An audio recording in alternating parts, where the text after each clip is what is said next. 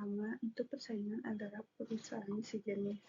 Gotoh, perusahaan teknologi digital terbesar di Indonesia yang menggabungkan layanan transportasi itu contohnya Gojek, e-commerce itu Tokopedia, dan pembayaran digital itu GoPay. Dalam suatu ekosistem integrasi di sektor transportasi online, Gojek bersaing ketat dengan Grab yang memiliki modal lebih besar dan jangkauan regional luas, serta pemain baru seperti Maxim dan InDrive yang menawarkan harga kompetitif. Di ranah e-commerce, Tokopedia menghadapi dominasi Shopee yang agresif dalam promosi dan fitur interaktif. Sementara Lazada, Bukalapak, dan Blibli juga memperkuat persaingan. Untuk layanan keuangan digital, GoPay bersaing dengan OVO, Dana, dan Shopify. Dengan keunggulan integrasi dalam ekosistem Gotoh, namun harus waspadai terhadap kolaborasi pesaing dengan bank digital.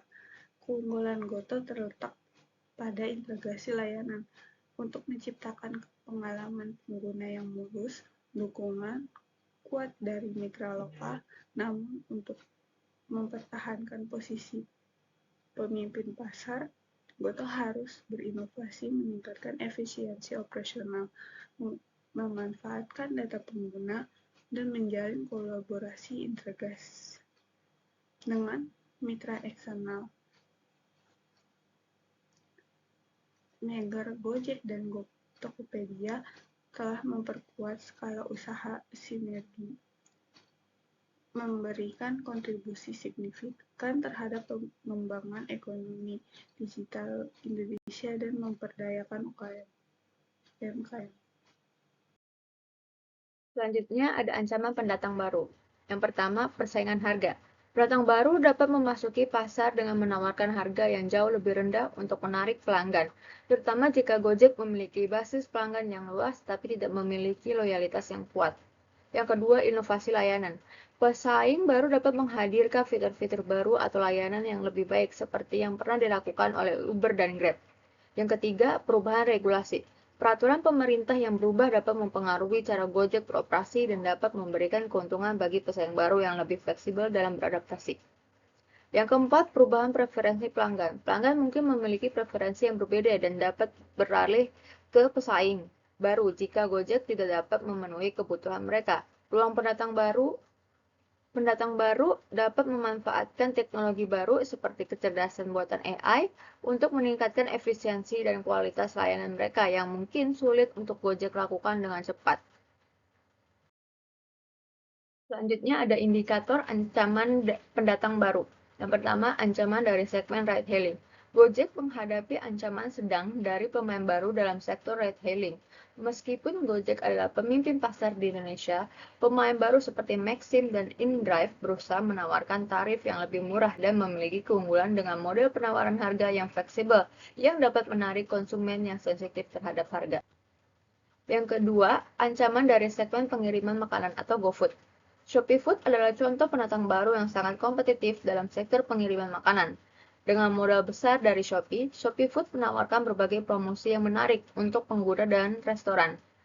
GoFood juga menghadapi tekanan untuk mempertahankan harga kompetitif dan kualitas layanan. Yang ketiga, ancaman dari pembayaran digital atau GoPay. Dana dan OVO adalah dua kompetitor besar dalam sektor dompet digital yang juga berusaha merebut pasar dompet digital di Indonesia. Namun, Gojek memiliki keuntungan dengan integrasi GoPay ke berbagai layanan di ekosistemnya, yang menjadikan GoPay lebih menarik dan bagi pengguna yang sering menggunakan layanan Gojek. Yang keempat, ancaman dari teknologi dan inovasi. Gojek selalu berinovasi dengan menambahkan fitur-fitur baru dalam aplikasi mereka seperti GoTix dan pemesanan tiket dan GoMed untuk layanan kesehatan. Jika pemain baru memiliki teknologi yang lebih canggih atau dapat menawarkan fitur yang lebih inovatif, maka bisa menjadi ancaman bagi Gojek dalam jangka panjang. Selanjutnya yaitu ada ancaman produk substitusi. Yang pertama yaitu ada pesaing ojek online, di mana aplikasi ojek online lain seperti Grab atau Uber juga merupakan produk substitusi utama bagi Gojek. Perusahaan-perusahaan ini menawarkan layanan yang serupa sehingga pengguna bisa memilih salah satunya jika mereka tidak puas dengan Gojek. Yang kedua, transportasi umum. Nah, meskipun tidak digital, transportasi umum seperti bus atau kereta api bisa menjadi alternatif bagi pengguna yang tidak ingin menggunakan ojek online atau aplikasi transportasi lainnya. Yang ketiga yaitu ada layanan antar makanan atau belanja langsung. Jika pengguna tidak menggunakan GoFood atau GoMart, mereka bisa memilih untuk membeli makanan atau belanja di toko fisik langsung. Lalu yang keempat ada layanan lainnya, seperti layanan transportasi seperti taksi online atau aplikasi antar makanan lain juga bisa dianggap sebagai produk substitusi tergantung pada kebutuhan dan preferensi pengguna. Yang kelima yaitu ada persaingan harga. Pesaing yang menawarkan harga lebih murah atau promosi menarik bisa mengalihkan pengguna dari Gojek. Yang keenam yaitu ada kualitas layanan. Jika pesaing menawarkan kualitas layanan yang lebih baik, misalnya seperti lebih cepat, lebih nyaman, atau lebih aman, pengguna bisa beralih ke layanan lain. Yang ketujuh yaitu ada kemudahan penggunaan. Jika pesaing memiliki aplikasi yang lebih mudah digunakan atau memiliki fitur yang lebih canggih, pengguna bisa lebih tertarik untuk beralih ke layanan lain. Lalu yang kedelapan yaitu ada aksesibilitas.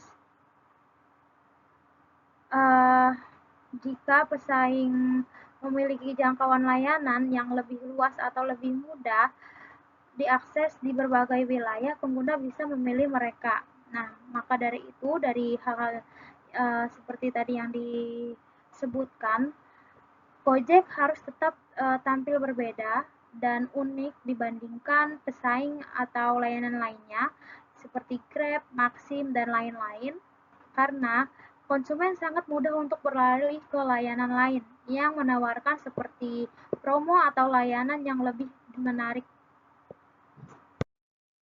Pengemudi atau driver sebagai pemasok. Salah satu pemasok utama dari Gojek adalah pengemudi yang menyediakan transportasi untuk konsumen seperti GoRide dan GoCar. Faktor yang meningkatkan daya tawar pengemudi ini, pengemudi bisa bergabung dengan berbagai aplikasi ride-hailing lainnya seperti Grab, Maxim, atau InDrive. Mereka memiliki pilihan yang banyak, dan jika Gojek menetapkan tarif atau insentif yang tidak menarik, pengemudi bisa juga lebih mudah beralih ke platform lain. Yang kedua ada Resto Mitra GoFood.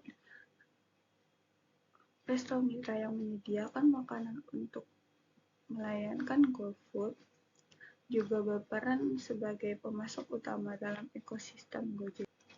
Mereka memiliki pengaruh terhadap Gojek, terutama dalam hal harga dan kualitas menu.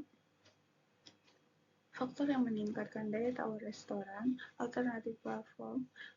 Restoran dapat bergabung dengan berbagai aplikasi delivery lain seperti GrabFood, ShopeeFood, atau Zomato, sehingga mereka memiliki pilihan platform lain yang mungkin menawarkan biaya lebih rendah atau lebih banyak fitur. Yang ketiga itu ada penyediaan layanan pembayaran GoPay. GoPay ini sebagai dompet digital dan sistem pembayaran juga memiliki pemasok yang penting, yaitu penyediaan infrastruktur pembayaran dan teknologi yang memungkinkan GoPay beroperasi. Penyediaan pembayaran perlu berintegrasi dengan sistem Gojek untuk mengakses volume transaksi yang lebih besar, yang membuat mereka lebih bergantung kepada Gojek. Lalu yang keempat ada pemasok teknologi dan infrastruktur. Gojek bergantung pada penyediaan teknologi dan infrastruktur yang membantu menjalankan aplikasi dengan lancar. Ini mencangkup penyediaan layanan cloud, menyediakan layanan perangkat keras dan pengembangan aplikasi. Daya tawar pemasok teknologi yang sedang hingga rendah karena Gojek memiliki banyak pilihan untuk mengganti atau mengubah penyedia infrastruktur dan teknologi.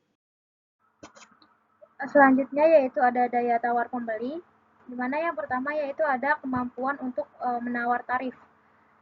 Gojek telah menguji fitur yang memungkinkan calon penumpang dan pengemudi untuk melakukan tawar-menawar tarif sebelum pesanan diproses, memberikan lebih banyak fleksibilitas bagi pembeli untuk mendapatkan harga yang lebih baik.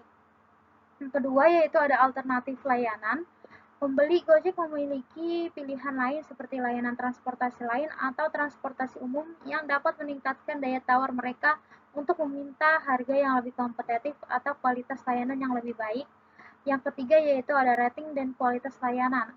Pembeli dapat memberikan rating dan ulasan pada pengemudi yang dapat mempengaruhi reputasi pengemudi dan mendorong Gojek untuk meningkatkan kualitas layanan secara keseluruhan. Yang keempat yaitu ada promosi dan diskon. Gojek sering menawarkan promosi dan diskon yang dapat menarik pelanggan dan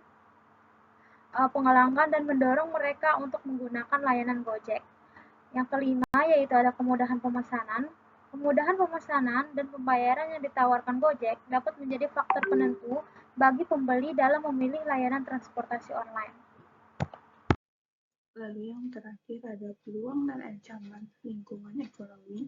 Peluang itu meningkatkan permintaan layanan transportasi dan gaya hidup on the mind,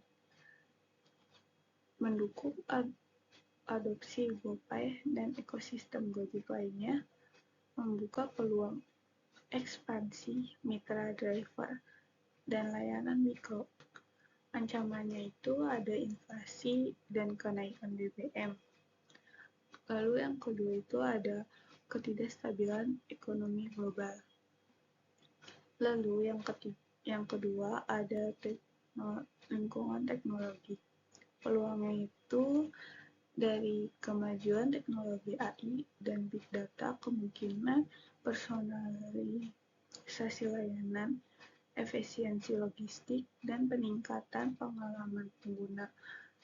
Lalu ada peningkatan penetrasi smartphone dan internet, memperluas jangkauan pengguna potensial di daerah yang sebelumnya sulit dijangkau. Lalu ancamannya itu cepatnya perkembangan teknologi pesaing startup baru dengan model dan teknologi inovatif bisa cepat meluncur pangsa pasar. Lalu ada ancaman keamanan cyber dan kebocoran data dapat merusak kepercayaan pengguna. Lalu yang ketiga ada lingkungan sosial budaya. Ini peluangnya itu mengubah gaya hidup urban yang sibuk, mendorong kebutuhan akan layanan instan dan praktis seperti GoRide, GoFood, dan GoSend. Kecenderungan masyarakat menggunakan layanan digital dalam kehidupan sehari-hari, dukungan terhadap instruksi finansial, GoPay membantu segmen unbanked untuk mengakses layanan keuangan. Lalu ada ancamannya itu ketidaksetaraan digital atau digital device di daerah terpencil, menghambat penetrasi layanan di luar kota besar. Isu ketiga etika hubungan kerja di gig ekonomi. Lalu yang keempat ada lingkungan politik dan hukum. Peluangnya itu dapat dukungan pemerintah terhadap ekonomi digital dan startup, bisa mendapatkan insentif atau kemudahan regulasi. Ada program transportasi yang ramah lingkungan, Gojek bisa diambil bagian melalui Gojek Elektrik atau EV. Lalu ada ancamannya regulasi ketat dari pemerintah terkait status mitra driver atau tarif transportasi online dan pajak digital. Lalu yang kelima ada lingkungan global. Ini peluangnya itu di pasar Asia Tenggara yang sangat potensial memberikan peluang besar untuk pertumbuhan regional. Tren global juga digitalisasi dan layanan on-demand. Ini model bisnis Gojek sudah jalan dengan tren ini. Ancamannya itu persaingan global dari pemain besar seperti Grab, Uber, Shopee atau ShopeeFood, dan lain-lain. Krisis global, misalnya pandemi, geopolitik, dan konflik regional bisa mengganggu operasional lintas negara dan supply chain.